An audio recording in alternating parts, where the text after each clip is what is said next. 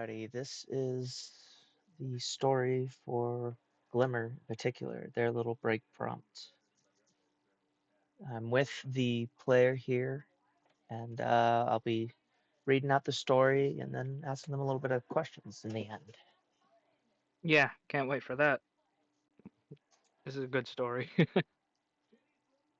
On the morning of the day the Nightwing Kingdom's volcano erupted, everything at first was fairly peaceful. Just your average, everyday, horrific, choking clouds of sulfur and thick, choking black smoke kind of morning.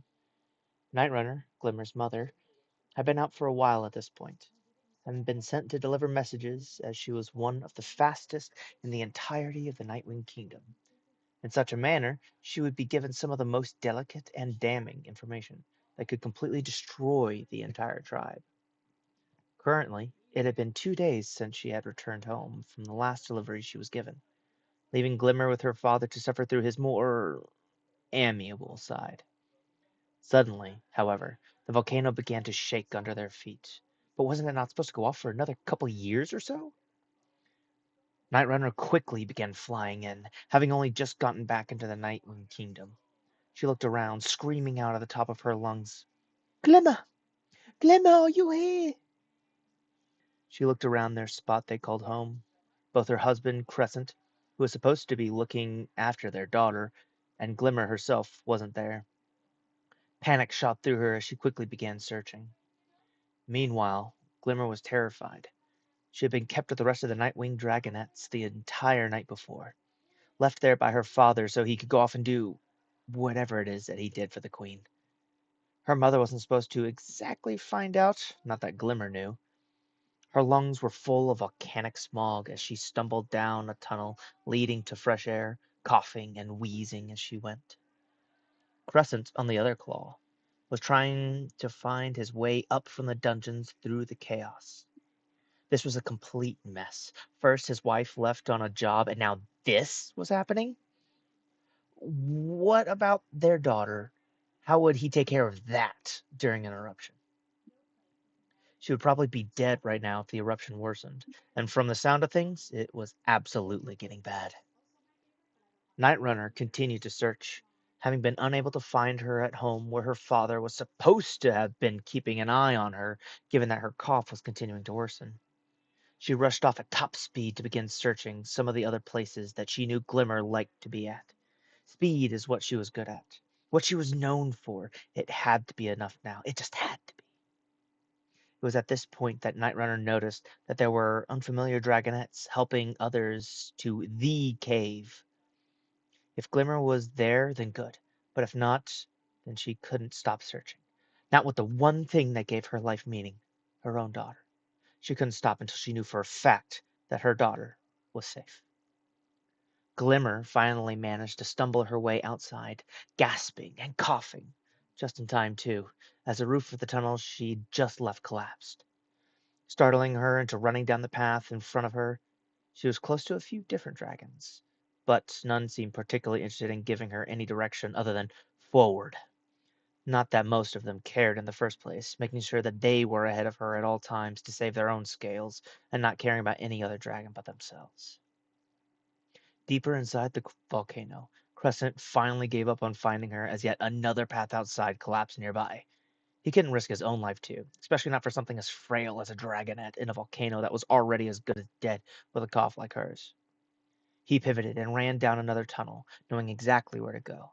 The moment he got outside and noticed the other tribe of dragons, however, he snarled and jumped over them, gliding down towards where the portal was. Most of the dragons at this point were screaming, For Queen Glory! As they were leaving the volcano to go into the Rainwings forest. There was a small discussion currently happening just a short distance away between the Nightwing Morrowseer and the Dragonets of Destiny, or so he believed they were. Somewhere just off in the distance, barely audible to any dragons at the cave's entrance, and rather easily missable if one wasn't paying attention, could be heard, Glimmer! Glimmer, where are you? Glimmer heard her mother and called out for her, Mom! Mom, I'm here! I'm here, Mom! Although over the commotion, even she had no idea what she was actually screaming out. Crescent, however, only paused to look back and see Glimmer a few dozen feet away. And, through the smoke, he realized Glimmer could see him. A loud cracking sound and a violent tremor brought him to turn away and go into the cave instead, leaving Glimmer to fend for herself. It wasn't his responsibility to take her care for her from the beginning. He thought he'd made it clear to Night Runner more than enough. And now he was finally rid of them both, hopefully. Night Runner, barely hearing her daughter, turned and saw Glimmer. Relief quickly shot through her. At top speed she began flying, but she just barely, for the first time in her life, wasn't fast enough. As the volcano began its eruption mere feet away from reaching her daughter, a loud explosion sent some magma up to hit her, and she screamed out in agony and went spiraling into the ground in front of her daughter. The pain was unbearable. The feeling was like fire having a physical form and being pressed as hard as possible into her scales and wings. She knew there was no saving herself at this point. She knew there was only going to be just enough time to maybe say a few words before the lava covering her body would finish her off. The landing startled the poor dragonette, who cried out in pain as a droplet of the now lava hit one of her talons. Glimmer stared at her mother in disbelief, though realizing quickly that yes, it was actually her, and she was watching her own mother die. Mom, Mom, please move. You're you're gonna. She knew what would be happening, really. Lava would kill a dragon, and there was far too much on Night Runner for her survival. The ground rumbled, the sky blackened with ash, and lava began spewing out from the cracks in the walls near them. They'd have literal seconds before they were both engulfed in a river of the stuff. This was unfair. She knew her father didn't care about her, nor the other dragons or dragonettes, but not Night Runner, not her own mother. Why did the world have to take her of all people? Mom, please. Please get up, please. Her mother contained her scream of pain to herself. There wasn't time. She knew she would die, and die soon. She had too much to say to Glimmer, to let the pain get to her. Too much to say, and not enough time to say it all. She had to pick her words to help get her daughter out of here, to leave her and keep her alive now and for the rest of her days. She had to help give her life some form of meaning, just like her daughter's life gave her own meaning. Glimmer, you have to go on without me. You have to live. Find the thing that gives your life meaning. Find it like I found mine in you. Make the world a better place. Live. Live and know that whatever you choose, I love you. And I'll be proud of the dragon you'll become. Go! The lava was already rising up, mere moments at this point from consuming Night Runner. Any last second words would have to be now before it swallowed up Glimmer along with any dragons that remained. I I love you, Mom. She quickly touched her mother's cheek before tearing up, stumbling back to avoid the lava. And as another tremor hit, a burst of magma erupted from the wall nearby, dropping straight onto Night Runner. As Glimmer watched, she turned and ran. The sounds, the screaming, it was too much to bear. She would never forget this moment. On the other side of the cave, reaching the Nightwing's forest, she saw all the other Nightwings. But out of everyone, she saw him, Crescent, her father. The grief, the sorrow, the anger in her heart, she would forever hold it against him and never forgive him for leaving her. But not just her, he left her mother. The one thing that he should have cared about more than anything else. That dragon wasn't her father anymore. Not that he was much of one to begin with, but from now on he would be. She didn't even know. But she wanted as little to do with him as possible. Or maybe she didn't. Maybe she wanted to make him feel what her mother felt. She didn't know. She had too many emotions to sort through. Mom, Mom, I'll make sure I'll become a dragon you could be proud of. I'll become someone worthy of what you believed I could be. And that is the break prompt for Glimmer. a very emotional story, very very tugging on the heart for this one compared to the last one. So at this point, I'm going to be asking our player here just a few questions about the story and whatnot. Before I start, however, you got anything in particular you'd end up liking to say? Well, first off, um, well, I'm just really happy that that story came out so well. Honestly, it's more the most important thing to me, beyond anything else, is making sure that people understand exactly why Glimmer is the way that she is, more than more than you could think. Um, she's not just she's not just the paladin of the group. That's not really a good descriptor, honestly. More than anything, she's kind of the thing that holds the group together for the most part. Mm. Yeah, I've seen that. I could Yeah. definitely see that.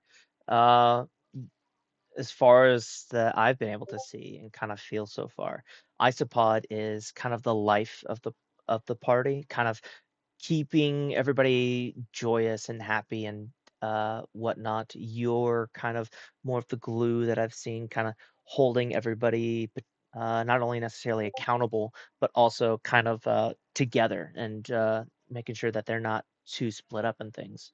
Whereas, as far as I've seen so far with Aaron, he's definitely more of that warrior of the group, the one who ends up protecting everybody in the end, who is going to purposely try and jump in front of things. Yeah. Like Glimmer doesn't believe in fighting for the sake of fighting, more wanting to resolve things as honestly as simply as possible, Yeah, having seen what fighting does to people. yeah, definitely. So let's go ahead and start with the first question here. Um, First thing first, I'm the one who ended up kind of giving you this prompt, as I do with everybody, to kind of draw a story out and whatnot. And we ended up, having a little bit of back and forth to kind of help you kind of get that creative writing down. But Mhm. overall, um, with this story in particular, what kind of drove you to more or less kind of have it go in this way in the past and whatnot? Well, I kind of always knew that this specific thing had happened for Glimmer. Um, just that she had a rough early life. That was always a thing that Mm, she'd always she's always had, like, as a character, that cough that she has, the lung issue, mm, and the fact that this gave me a chance to expand on that and fully define it is honestly one of the coolest things that I've done. mm. So obviously we got to see in the story Crescent, terrible person, terrible, terrible dragon. Um, Hmm. and the mother was basically her life. But what is like the actual like emotional ties, I mean, getting closer to this point in her life? Because I mean, at this point, it's been a while since her mother would have died. Obviously, it's still going to be probably a bit of a tender spot, but where exactly does that kind of rank overall in making decisions and whatnot for her everyday life at this point? Well, nowadays she's taken more of a hands-off approach with dealing with her father and everything to do with him. But really, she does not like him. Mm, It's not the case that she would go out of her way to meddle in his life. She'd rather stay away from him entirely, which is actually part of the reason why she wound up becoming a royal guard, mm, because he clearly was not deserving of being anywhere near Queen Glory, because he actually Glimmer's father, present, was actually one of the people that worked in the dungeon, as was mentioned in the story, Mm, and clearly he wouldn't want to be anywhere near that anyway. So by taking the steps towards becoming a royal guard, Glimmer is basically sticking it to him. yeah. And she also feels that she owes Glory a lot for having saved their entire people. Mm. And what about the mother? How does that kind of affect her day-to-day choices at this point with it being so long ago? Well, frankly, I feel she's she's still affected by all of it. Um, just the most important thing about how she handles it is it's like an ongoing process. Mm, No matter how long it's been, somebody that young experiencing literally their mother melting to death in front of them in a volcanic eruption is not something that would go away very easily or quickly ever. yeah. And for one, she's still dealing with that just bubbling under the surface. Mm, yeah. It's been a while and it has faded, but it's not really truly gone. It's always kind of Yeah. there. Yeah. Okay. Yeah. Um, as for where the story ended, I ended up asking the same thing of our other character, Isopod. Uh, how did the immediate aftermath kind of end up going? Because obviously, she has that cough. It's really bad. She's basically always coughing out the smoke that's in her lungs. But how did the immediate aftermath of getting to the Nightwing Village kind of go for Glimmer? Well, for one, she didn't. She and her father basically avoided each other Hmm. initially, and she wound up staying with someone else instead for the early part of her life. From then on,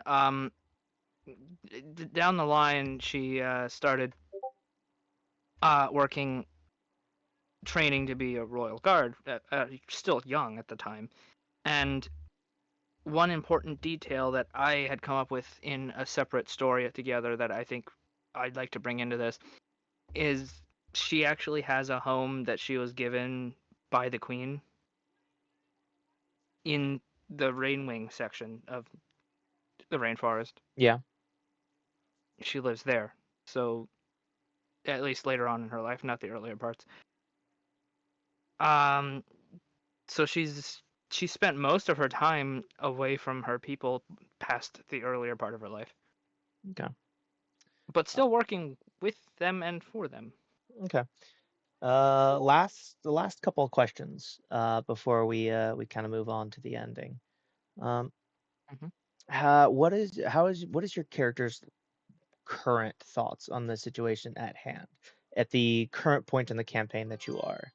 Um, we had, the big reveal with Sword and whatnot. Her dragon's dead. She got angry and whatnot. She cried at the tombstone and ended up practically nearly murdering somebody. Granted, they ended up trying to, kind of hold someone hostage, but just going full force and whatnot. Your current thoughts on basically just where we're at the current point in the story. Well, starting just a bit before at the Mm, camp when Glimmer sort of had an emotional shutdown when the fact that this person's dragon was dead, yeah, and the similarity in how Sword feels about that dragon compared to like just it's a similar kind of bond, and losing that kind of bond between people, it kind of reminded her of what she had gone through and still is going through. So going there to the graveyard after just having dealt with keeping herself in control for a bit, she reasonably wouldn't. How do I put this? I suppose the best way to say it is she doesn't really blame Sword for being upset and lashing out at somebody who just threatened them, Yeah, but she also doesn't believe that killing anyone outright is going to help anything. that's fair. And that's why she actually saved this assassin who Mm, wasn't intending to be an assassin but was a messenger at the time. It's she thinks they've already done enough and caused enough trouble. yeah, Might be a wise thing to actually, go along with things for a little bit, figure out what's going on. Need both sides of the story after all, yeah, that's fair. and Well, realizing that in this particular case, I think the reason she's had a slight shift of tone in wanting to go along with things is also partly because I kind of realized, and I'm sure Glimmer would realize it too, this actually kind of doesn't line up with how a representative of her kingdom would have to be. Like going immediately and trying to undermine the current establishment of a new kingdom for all you know that things are actually fine. yeah, yeah, it's a fair observation. You only currently technically really have one side of the story at the moment. You don't have the other side to be able to make that choice. So that's a fair assessment. Um, Yeah. as for the final question, I ended up Hmm. asking this of Isopod's character, and I'll end up asking Aaron's character. But exactly, roughly, how long have you ended up kind of been in the Wings of Fire fandom? We learned from Isopod's character they ended up watching a bunch of animations before they even technically knew that the thing existed.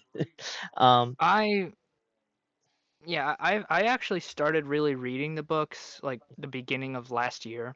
mm. And that's because I was basically just handed a big old box of books for Christmas. So, Yeah, that's fair. yeah, yeah.